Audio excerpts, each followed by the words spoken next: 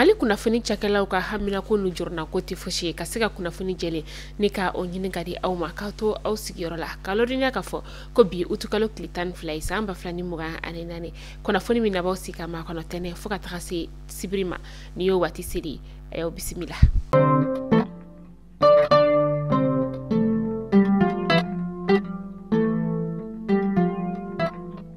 Kunnafoni daminɛla bi an ka cɛmancɛ fanga jamana ɲɛmaa n'o ye kolonɛla Asimi Goyita ye ale kɔni bɛ ka layidu ni ka olu timɛ ka taga a fɛ sanga a n'a ka wagati ka sababuya kɛ a ka jibondo 401 na ka taa se 402 ma olu baaraw kɔni olu kolomo karila alamusa tɛmɛnen sakɔrɔkaw olu fɛ ka taa se Soloma ni dugu fila in kɔni bɛ kangaba o lamini na a ka ladiliba kɛrɛnkɛrɛnnen ni o ye maa min ye sa o de ye Agibu Dambele ale ni a ka maaw kɔni u jɛra ka taa ni jiboden kɔni ni ka ale kolomukari a kɛra nisɔndiyaba ye dugulamaw olu bolo ka sababuya kɛ u y'a kɛ ni ɲɛnajɛ o ye a bɛ san yirika caman bɔ nin dugu kofɔlen maa ninnu kɔni tɛ ji ma ni ka o sɔrɔ k'a min kuma tɛ k'a fɔ k'u bɛ baara wɛrɛ tɔw ni ka olu kɛ ni a ye jiko gɛlɛya dan o de kɔni tun bɛ u la ala ni an ka cɛmancɛ fanga jamana ɲɛmaa sababu ni o ye kolonɛl Asimi Goyita ye u bɔra jiko gɛlɛya la an bɛ don min na i n'a fɔ bi.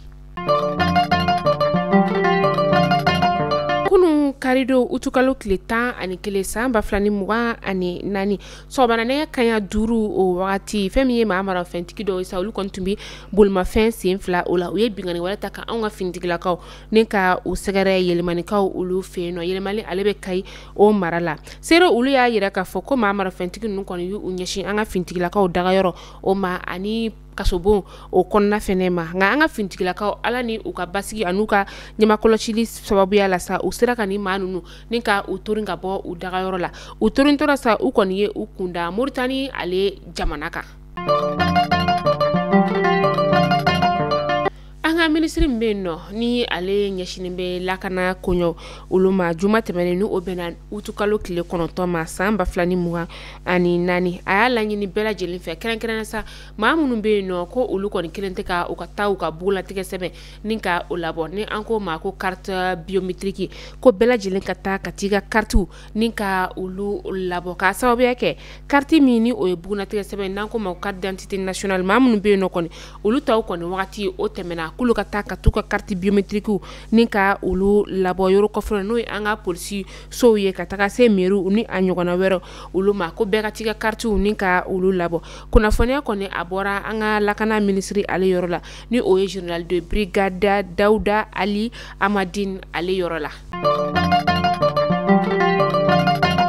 Meteo ale ye kunnafoniya ni ka o bɔ ka bi ka yira k'a fɔ ko sanji kɔni ale bolodalen don an bɛ wagati min na i n'a fɔ sisan nɔ mɔbitikaw olu fɛ yen nɔ Banɲagara Douanzan san Segu Ɲoro ka taga se Tɔnbɔkutu ale ma o kɔfɛ sa sanji kɔni a bɛna na Kulukorokaw olu fɛ yen nɔ Nara Joyila Kucala Sikaso ani an ka Faba o kɔnɔna la ka taa se Buguni ni Kita ale ni Kayima ko k'a da bɛɛ lajɛlen kulo kan k'a fɔ ko sanji nata in kɔni a bɛna kɛ bi wa a nata o bɛna caya kosɛbɛ bɛɛ ka hakili to i yɛrɛ la.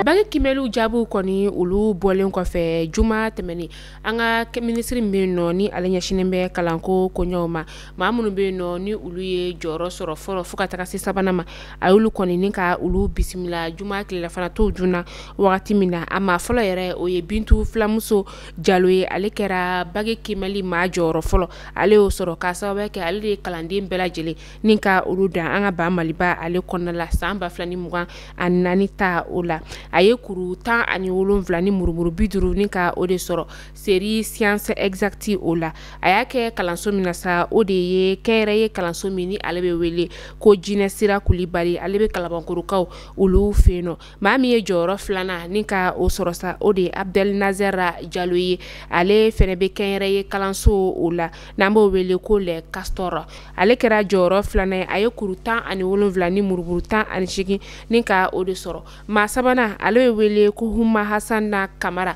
ale fɛnɛ ye kuru 17 ni murumuru 15 ni ka o de sɔrɔ ale fana bɛ kalanso la ni o ye kɛyɛrɛ kalanso in n'an ko ma ko le Castor ka lɔrinya kana fɔ fɛnɛ ko filani minnu fɛnɛ ni olu ye jɔyɔrɔ fɔlɔ ni ka o sɔrɔ fɛn min ye defu kimɛli fɛnɛ ta o la o fɛnɛ maaw kɔni ye le Castor kalandenw olu ye.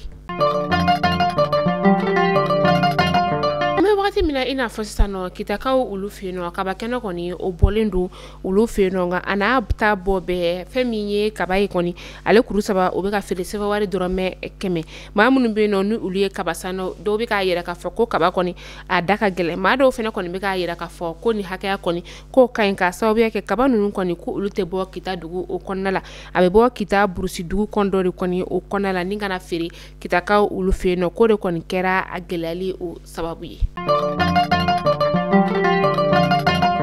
Ameto kitakaw ulu fe no alisa no sanjiba o de konnana araba temeni na utukalo kile wolonvla samba flani muga ani nani kitakaw ulu fe no asanji kon kera sawe ni ka makelen kon ka obone anina makelen min kon ni ale bonena anina ale demsen fitini no musumani san saba o bonyongoye so koni ulu fe ne koni bina ka taka se jago fema ni sanji kon tarani ulu bela jelenye ayira la ka fo bugotigini mini o demsen fitini ale koni bonena anina alina bari kontumi bon ma fensi infla o sanfe nu kumeka ukunda laptani sola ni melekani yere koni ale fartu mandi ala ji kon tarani uye shifina ko koni ulu sera ku sekunu de mayira bela jelenke wala sa ka seka bon ma fensi infla ani din ninka ulu labo nga din koni ale nin koni tura ala usera ka bon ma fen koni fana nika o labo amido ke ala ka barabara dan noya ba magato ni san koni fila bela jelenka e haklito ika demsena wa beka e haklito iyere la samana finki toramna ika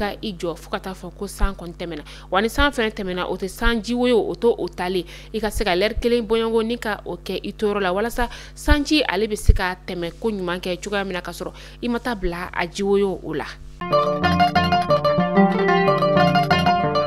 Ameta nyama koroka ulu fe no uka polisi so mi be no ale polisi nyamani albele ko Bubakar Dumbia ale koni bora ka tegada femiye bingani kala ma saba o bonyongoye munu nulu ka bara kunya shinte foshima ka bingani wala taka ma koni ka ulu segere be mona lamini o konnala ma munu ni tegada ruka sa o dode sumi ka taka se burama alema aleni enoko wushi beti jo sambi saba o bonyongola waji chama kera ni manu koni keleme ka karche kono mo ninka ulu ni siri ka daw kun kena sa bana goro ka ulu fe no sana goroba kataka se jatula ale ni senu tabakoro ale ni gwana ni manu kontun torolembe ni bingani kala nunu bolo kosobe uka war bara kunti foshi o de kata mo uka panu ninka ta ubo uka so kuna kan tuguni uka batru kataka se uka grupu electrogenu ma ube ulu shien ninga takani ulu ye u era ka bara yero kontun la ko don ko dok me no okume kurambara ninka oke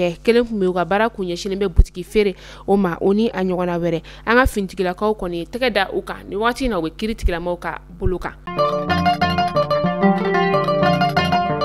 Amita ko kange barula amita Burkina Faso ko uluka jamana o konnala karo galantene tigila mama bishegi ani woro garandara ululila utukalo kilo woro katase aklita o ma Burkina fintigila ka ulu ufe ni kuna fone kondira uka kuna fondiso ale fe kari temenina ni obena kunu karima.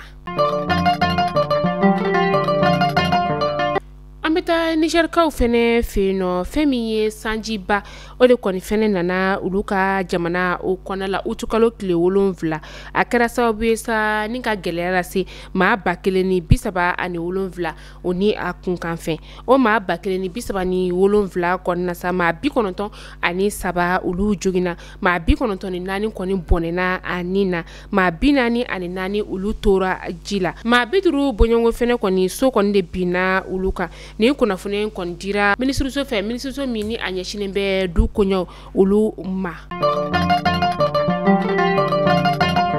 uranda jamana nyama ale sigira kokurani oye Paul Kagame ni ale chien nanna ye jamana nyama ya ola uranda jamana ale konnala ayi kale jamana de ulu nyama utukalo klita ani keleni obena kunuma ma bayirika chama ulu de tumbe aka sigili orla kigali ka ulu feno uranda uka ni jamana nyama ni oye Paul Kagame akoni kelenga kalikan kesa aka kalikan nyashina femma ode ben ani kelenya obeseka sabati tugomina tsinginyo ma uluni nyokonche Paul Kagame ka oladonia ka foka chibeti jo sambi woro ani woro la jamana nyama kalafili kalo temeni konala sa kemesara aye kuru bi konotoni murumuru tan ani shigi nika ode soro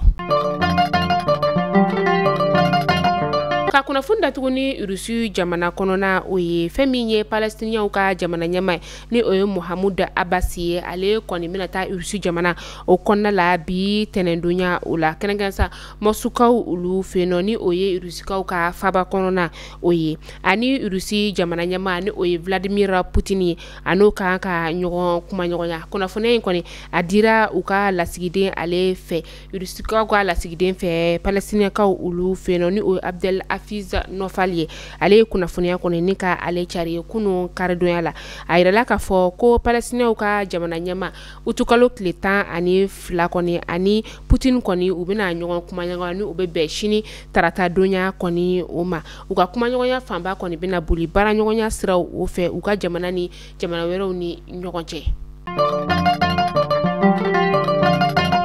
Mali kunnafoni jabarani na jabɔ aw kulo garzɛgɛ kɛra ni kunnafoni damadama de bi ni k'a da kelenkelenna bɛɛ lajɛlen kulo kan hakili la aw ye faamuyali caman ni ka o sɔrɔ an ka bi kunnafoniya olu la ni Ala m'an ka jɔnya jɔna aw ni an bɛ ɲɔgɔn sɔrɔ na sini inshallah kunnafoni kuraw olu kɛnɛ kan aw k'an bɛn don n'a nataw la.